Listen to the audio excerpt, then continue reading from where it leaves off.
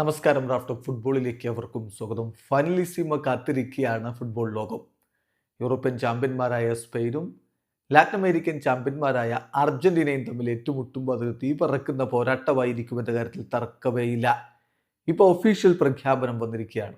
നമുക്കറിയാം, കഴിഞ്ഞ ദിവസങ്ങളിൽ തന്നെ സ്പാനിഷ് ഫുട്ബോൾ ഫെഡറേഷൻ്റെ പ്രസിഡന്റും അർജന്റീൻ ഫുട്ബോൾ ഫെഡറേഷൻ്റെ പ്രസിഡന്റ് ചിക്കി ടാപ്പിയും തമ്മിൽ സംസാരിച്ചിരുന്നു. അങ്ങനെ മാർച്ചിൽ 2026 മാർച്ച് അവസാനത്തോടു കൂടി കളി നടത്താമെന്ന തത്വത്തിൽ ധാരണയായിരുന്നു. അതിനെക്കുറിച്ച് നമ്മൾ വീഡിയോ ചെയ്തിരുന്നു. പക്ഷേ ഒഫീഷ്യൽ പ്രഖ്യാപനമൊന്നും എവിടെയും വന്നിരുന്നില്ല. ഇപ്പോൾ ഒഫീഷ്യൽ പ്രഖ്യാപനം വന്നിരിക്കുകയാണ്.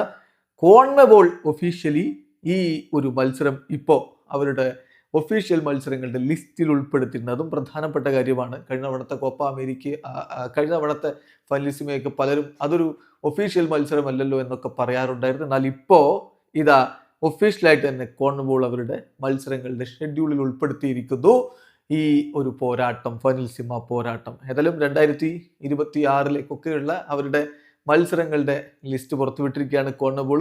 അതിൽ ഈ ഒരു മത്സരം കൂടി ഉൾപ്പെടുത്തിയിട്ടുണ്ട്. അത് വളരെ പ്രധാനപ്പെട്ട ഒരു നീക്കം കൂടിയാണ്.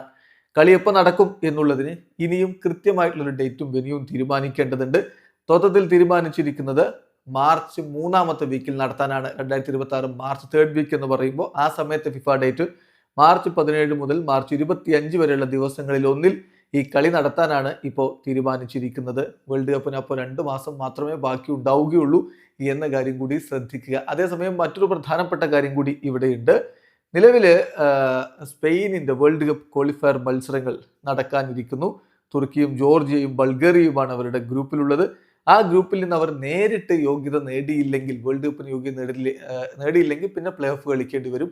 അത് മാർച്ചിലെ പ്ലേ ഓഫ് ഷെഡ്യൂൾ മാർച്ചിലെ ഈ ദിനങ്ങളിലായിരിക്കും. അങ്ങനെ വന്നാൽ ഈ ഡേറ്റ് ഒരു പ്രശ്നമാകും. നിലവിൽ കണ്ടിരിക്കുന്നത് നേരിട്ട് സ്പെയിന് യോഗ്യത നേടും. അങ്ങനെയെങ്കിൽ മാർച്ചിൽ അവർ ഫ്രീ ആയിരിക്കും. അപ്പോൾ ഫൈനലിസിമ നടത്താം എന്നുള്ളതാണ്. എന്തായാലും കാര്യങ്ങൾ അതുപോലെ തന്നെ നീങ്ങുമെന്ന പ്രതീക്ഷയിൽ ആരാധകർ കാത്തിരിക്കുന്നു. വെന്യൂ ഏതാണ് ഇന്നിപ്പോഴും തീരുമാനമായിട്ടില്ല. TYC സ്പോർട്സിന്റെ റിപ്പോർട്ട് അനുസരിച്ച് യുണൈറ്റഡ് സ്റ്റേറ്റ്സ് അല്ലെങ്കിൽ ഖത്തർ, സൗദി അറേബ്യ ഇതിലേതെങ്കിലും ഒരു വെന്യൂവിൽ വെച്ച് കളി നടക്കും. വീഡിയോസ് അയക്കുന്നു. ഫുട്ബോൾ ലോകത്തെ കൂടുതൽ വിശേഷങ്ങളുമായി റാഫ്റ്റ് ടോക്സ് എത്താം.